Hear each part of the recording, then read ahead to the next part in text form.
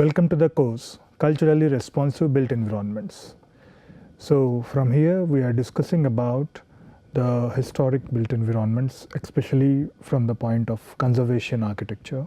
So this particular lecture is basically gives you an introduction of basic terminology used in the conservation studies, and especially what are the various charters which we should consider, and the fundamental criteria of selection of heritage sites, what is heritage precincts, and this kind of, it's a very brief introduction to these conservation aspects of built heritage. So when we talk about conservation, the first thing which pops in our mind is what is heritage, and how one can define the heritage, and how one can classify it, and how one can recognize it. I mean, how one can even identify the heritage. This is so before going into the thorough examples, so I would to show you some kind of brief understanding of its basic definitions.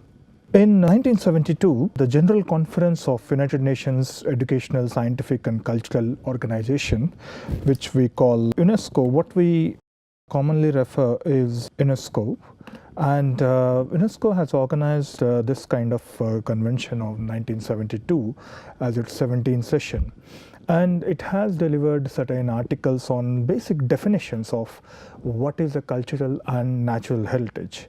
So in fact, for the purpose of that convention, this particular definitions have been given.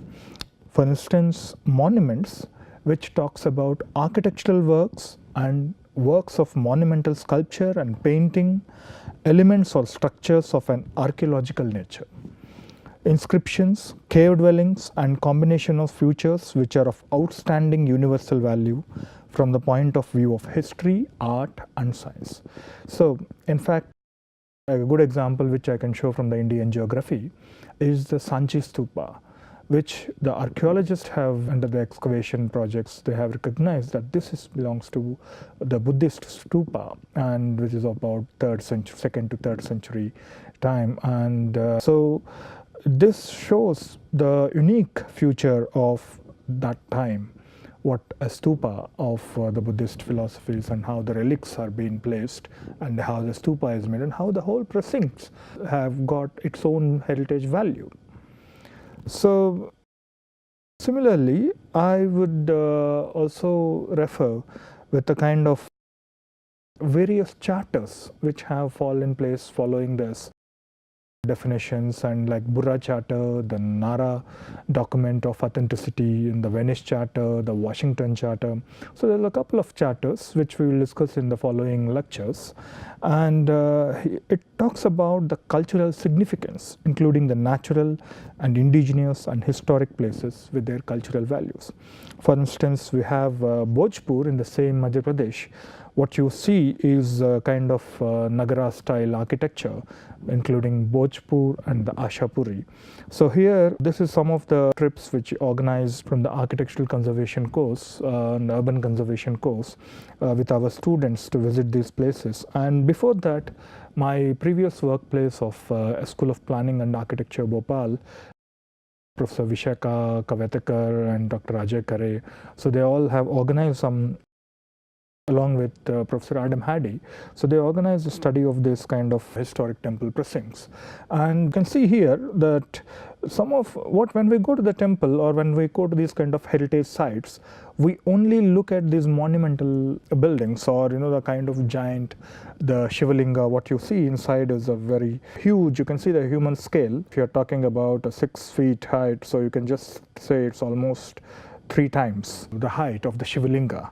And there are many myths which talk about, in the ancient epic Mahabharata, that Kunti have stayed here, and some people talk about Kunti have left Karna in the river Betwa. Many myths goes on around it.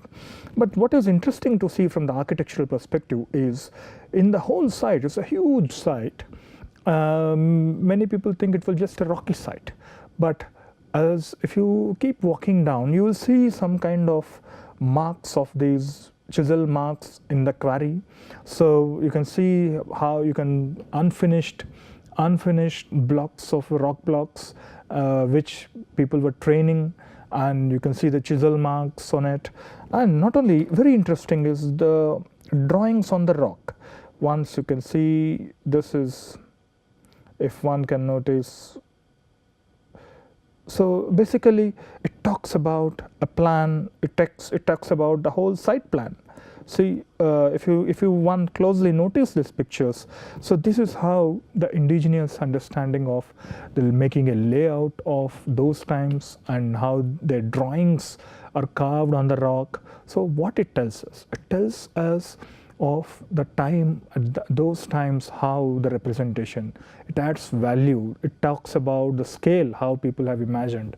It talks about their artistic quality. It talks about much more information on the aesthetic and the architectural quality. And here again you can see how the plans of temple have been drawn and the lock drawings. So again you can see that the kind of drawings which are made on the rock. So basically this is all, it's not just a building there which is talking about a value of it, it is the whole site. So now there are the many interpretations start coming. Maybe some of the parts which are not covered in these heritage pressings, recently some of my students were started looking and doing their theses on these mounds, uncovered mounds, where you can see hundreds and hundreds of shivlingas there. So which talks about the kind of training they manufacture. They do a trial and error process, and then they carry over this to along the way to the original site. So it's a school of thought. One can recognize it's not just a building, it's a school of thought what one can look at. And similarly, just 7 kilometers adjacent to it, where we talk about Ashapuri. So in the second composition, which it is talked about groups of buildings, it is not just a monumental building, groups of separate or connected buildings which, because of their architecture, their homogeneity on their place in the landscape, are of outstanding universal value from the point of view of history, art or science. So I bring back, if you are talking about Ashapuri as a huge 56 temples of Ashapuri temple site. Adam Hardy have worked on it. For instance, you can see when they actually looked into this site, in fact, what you see is a group of temples, a group of buildings which are not connected with one another, but they're a group of small temples, and still you can see some of the remains. So people believe some of the stories which talked about is this kind of huge earthquake which have demolished that whole compound. But when they started investigating, you can see the river, the water body, some of the pieces have actually fallen down, and they were actually part of it have been submerged in the water. So in fact, in that case, some Adam Hardy and his team, what they did was they tied ropes like this, and they made into segments, and so they tried to mark as it is from which segment of this has been salvaged, and they noted down those particular borders, because because here what you see is the water here, so that they try to make a kind of graph sheet using the ropes, and then they try to take these small pieces and then try to assemble it, or at least try to interpret how it was based on the evidences. What you can see is they're all numbered and coded here. So the moment you get some similar pieces of it, and you get its own interpretation and how it has generated. So you can see in Ashapuri temple, they had in the same village, they also collected all these pieces and they put down in the museum. So the sites, when we talk about the sites, works of man, or the combined works of nature and man, and areas including archaeological sites which are outstanding universal value from the historic, aesthetic, ethnological or anthropological point of view. For instance, what you see here is the rock painting of Bhimbetka. Bhimbetka, the whole region near the Abdullah Ganj area in the same MP, you see a group of caves, and in fact in that whole region have some kind of evidence of these ancient settlements, cave dwellers. So what you can see, these rock paintings which that time man has carved about it talks about many stories, how an ancient man lives, and how what you can see is a kind of elephant, a man on the elephant, right? So it talks about their gauging patterns, their hunting patterns, and the celebrations of the living, how they celebrate. So all these things, the unique characteristics you can't find very frequently as you get in any other, you can't get these rich evidences. So the whole site is considered as a UNESCO World Heritage Site. And coming to the definitions, where the CPWD manual in an Indian context, how they define the heritage building. It means and includes any building of one or more premises or any part thereof and or structure and or artifact which requires conservation or preservation for historical and architectural and artisanary and or aesthetic and cultural and environmental and ecological purposes. So it talks about any kind of structure. It is not only a built structure, it could be a kind of artifact of a monument or a small element of it, and include such portion of land adjoining such building or part thereof as may be required for fencing or covering in any manner, preserving the historical and architectural. So here it's basically talks about you have the monumental building, or it is any kind of artifact or a structure. It could be small to big, but it might be unique by its characteristics, but then how that whole premises could be also fenced, to define its area. So in order to preserve and for its historic and architectural values. So in fact, in Bhojpur, what I can just show you is here you can see how this kind of big temple was constructed and their interpretation of how the ramp was constructed in those times. So obviously all these interpretations are a kind of evidences which they talk. And then when we talk about criteria how to list a heritage building, so the same manual talks about 3 important key concepts, especially for a worth of listing as a heritage. Number 1, historic significance. Number 2, historic integrity. And number 3 is the historic context. What we call about historic significance, it is the importance of a property to the history, architecture, archaeology, engineering or culture of a community, region or nation. So it could be association with events or activities or patterns. In fact, certain rituals are carried out, as we talked in Bourdieu's aspect also. So certain places are remembered with these events, certain places are remembered with these kind of activities, celebrations, and association with important persons. Like in fact Corbusier have designed the capital complex of Chandigarh. Obviously it is also, when we talk about capital complex, we talk about a person who designed it. When we talk about any emperors or any historic person, a rural who actually have constructed particular, like we talk about Taj Mahal. When we talk about Taj Mahal, obviously that event is talked about a particular king or who have made such provisions or certain procedures have been conducted. And how it is so distinctive, physical characteristic, design, construction or form representing the work of a master. Today when we talk about St. Peter's, Rome, the Michelangelo's and Sir Christopher Wren's work on making the dome, obviously we talk about those masterpieces and how their method of constructing that such a huge dome. And we also talk about potential to yield important information such as illustrating social and economic history, railway stations, town halls. Like in Kiruna example, we talked about the town hall, which is a very recent building, but it has some association with the Kiruna community. It is hardly 60-year-old building, but still the association is, and even some of the old markets, if you go to Istanbul, the spice market, spice bazaar, so which has a historical significance in it.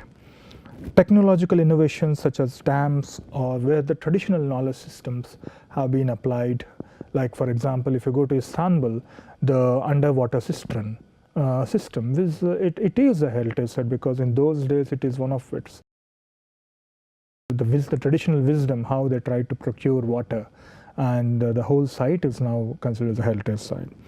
And where we talk about distinctive town planning features like squares, streets, and like for example the Rajbus, Luton's Delhi. Again, we talk about historic integrity, where it talks about the authenticity, and that is where the Nara document of an authenticity is very much valid, of prosperity, historic identity, evidenced by the survival of physical characteristics that existed during the property's historic period. So in the Kiruna church, where we talk about Gustav's work on this huge wooden shingles work and the scale of it, and how it has become a symbol and icon of that community. It basically talks about the significant aspects of his part, because people shared some memories with it, and it also not only must a property resemble the historic appearance, but it must also retain the physical materials, design features, and aspects of construction dating from the period when it attained significance. Why the Kiruna case, why we are moving this church out, so why people are so much concerned about that they should also take care of the visual aspect of it, the physical material aspect of it, and the aspects of construction, because so that it retains back its own original appearance. Now when we talk about historic context, it is the information about historic trends and properties grouped by an important theme in the history of a community, region, or a nation during a particular period of time. And a knowledge of historic context enables listeners to understand a historic property as a product of its time. When we are talking about a colonial building, obviously we are talking about certain stories going ahead with a particular given time, and obviously when we talk about the Dansburg Fort in Tarangambadi or a Trank Bar, so obviously there are certain colonial attachments from 15th century to 14th century onwards. Now in the same documents we talk about how this particular definitions talks about the natural features. What is a natural heritage? Because here till now we are only talking about the buildings or the monuments or the spaces, but how about heritage, the natural heritage? Like for instance, you see the Great Barrier Reef in Australia, which is a coral reef, a huge coral reef body, which is also considered under the natural heritage. It consists of biological formations or groups, and which are outstanding universal value, right? So it's not just only the buildings which comes in the heritage, but it comes to the natural features. And how the geological and physiographical formations, like in Tirumala, we call it as Shila Toranam, which is a natural stone arch, which is unique of its kind because of various historic conditions with the geomorphological conditions. Even today, one can see the kind of stone arch which is still preserved, and has certain value to it. And similarly, you have in the Kakadu National Park in Australia, where these are all the whole natural sites. It has certain ecological eco-sensitivity into it. So how this whole site could be considered as a heritage with a heritage character, and this because it appeals with the natural beauty, and it appeals a superlateral degree of the natural beauty. And coming to the world heritage. Heritage, it is our legacy from the past. It is not just came out of a bloom, but it is coming as a legacy from the past. What we live with today and what we pass on to the future generation, because what we learn from the past and how we live it today and how we give it to tomorrow. And our cultural and natural heritage are both irreplaceable sources of life and inspiration. So UNESCO have laid kind of the there's a kind of group sort of thing which talks about the World Heritage Foundation, and then they actually given a certain criteria for selection. In order to be included in the World Heritage List, sites must be outstanding universal value and meet at least 1 out of 10 selection criteria. So they have laid out some 10 selection criteria, and it has to follow 1 out of these 10. Number 1. We talk about to represent a masterpiece of human creative genius. Like today when we talk about Eiffel Tower, yes, it is a masterpiece of how how it has projected a technological, I would say, a benchmark. So in that way, it gives that kind of evidence that yes, this is a real set benchmark, and then this is one of the creative genius. So now, to exhibit an important interchange of human values over a span of time or within a cultural area of the world on developments in architecture or technology, monumental arts, town planning, or landscape design. One good example of this is Chandigarh. When Jawaharlal Nehru, the Prime Minister of India, have visioned for a modern city, that is where the Le Corbusier have planned with his whole human anatomy form, and then he located the Capitol complex at the head and the Sector 17 at the heart, and that's how he held the whole program of the city. But now today, very recently, if you look at it, it has been recognized out of that time's conditions, how the Capitol complex and its monuments are listed under the heritage list. So in fact, this open hand monument, what you see in Chandigarh, is a symbol of peace. So the way they talk about is when we say about an open hand cannot touch weapons. So in that symbolizes the peace. So in that way, the kind of monotonous understanding what Le Corbusier have portrayed in this cultural Capitol complex is considered now in the heritage list. Similarly, there's both tangible and the intangible, certain folk traditions which have started disappearing, and as well as maybe the last remains or the last evident aspects of it.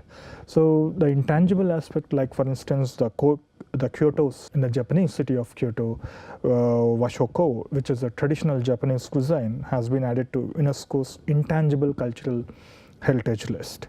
So even the food, the culinary heritage, even the dance, the music, of which bears certain testimony to a cultural tradition or to a civilization which is living or which has disappeared, so it is not just only the monumental. So how the intangible component also is very much relevant. To be an outstanding example of a type of a building, architectural or technological ensemble or landscape which is significant stages in the human history. Today we talk about Taj Mahal, we talk about Eiffel Tower, and so all these actually sometimes certain gardens, maybe some of the French gardens, some of the Mughal gardens, which actually talks about the pattern, how man has envisaged their patterns and the sensitivity. So all these one is also one of the criteria.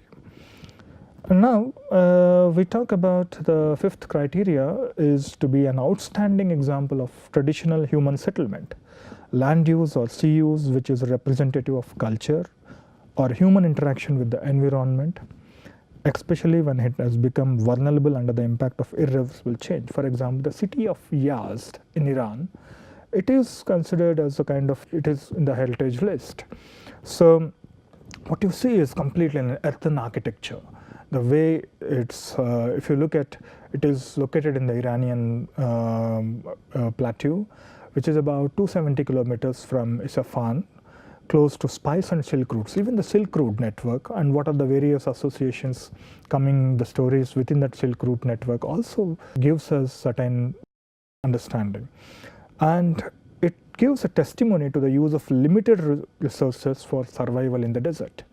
Water is supplied to the city through a canal system developed to draw underground water. So basically, this is one of the indigenous understanding of how to procure water and how to have a distribution system. And even recently in Bidar, they have found the Karjais in Bidar and in some other place, I think in Barhanpur. So these are all some of the indigenous testimonies. And the earthen architecture has escaped the modernization. So it has not been influenced by the kind of much of modernization, and has escaped the modernity that destroyed many traditional earthen towns, retaining its traditional. So in that way, the Kannada system, the traditional houses, the bazaars, the hammams, the mosques, and the Zoroastrian temples, and the historic garden of Daulatabad, all these, they are all considered within that heritage context and the precincts. And to be directly or tangibly associated with events or living traditions, with ideas or with beliefs, with artistic, sometimes even the literary works of which can stand outstanding universal significance. Again, we talk about the superlative natural phenomenon of areas of exceptional national beauty, like the Great Coral Reef. That itself is a good example. And representing the major stages of Earth's history, including the record of life, significant and ongoing geological processes, I think, which we discussed in all these processes. And significant ongoing ecological and biological process in the evolution and development of terrestrial, freshwater, coastal, again the ecosystems which we talked about in Australia are good examples of this. The most important and significant natural habitats for in situ conservation of biological diversity, and those contain threatened species, because much of the species are threatened, and how we can protect that is always a concern. Now, when we talk about the charter, I would like to introduce this Bora Charter, which actually has been framed and revised, and in 1999. This charter actually sets a standard of practice of those who provide advice and make decisions and undertake works to the places of cultural significance, including owners, managers, and custodians. So who protect this heritage? Who protects this? Who will be responsible for it? So these charters will give you a kind of control measures. And what this Bora Charter talks is about it provides a kind of guidance is the cultural significance, how to protect, and a policy, the conservation policy, and it talks about the procedures of undertaking certain studies and reports. And it also introduces the code on the ethics of coexistence in conserving significant places. So like, as I talk about the heritage precincts here in Bhojpur, you can see the whole heritage precincts, because this whole site is basically, it is coming within that boundary, so which has to be protected, and within that maybe a buffer zone has to be also will be under the control. Like when you talk about preservation, it means and includes maintain the fabric of a place in its existing state and retarding deterioration. For example, what you see in Colosseum, many of its ruins have been kept like that, because part of what you see in the movie of Gladiator, so that whole remains have been preserved, so that it tells a story about it to the next generations. And similarly, when we talk about the restoration, if you see the Khajuraho temple, and Khajuraho temple, we see it includes the returning and existing fabric of a place to a known earlier state by removing accretions or by reassembling existing components, introducing new materials. So this is a kind of restoration process. So we are going back to the known earlier state. So now we talk a few examples, like as I discussed in the previous classes, about the forbidden city of Peking, and you can see on the Kobe historic buildings how they have been reconstructed. And from restoration, we are coming to the reconstruction, which includes returning a place as nearly as possible to known earlier state and distinguished by the introduction of materials, new or old, into the fabric. This shall not include either recreation or conjectural reconstruction. Like what you can see here is a few examples from the Illinois, how they have been, and London, and Moscow. So how these bomb ravaged buildings, they're all reconstructed again. And you can see from Halil Onurma architect's presentations from Taksim. So how he brought the examples of how there are certain buildings which have been reconstructed.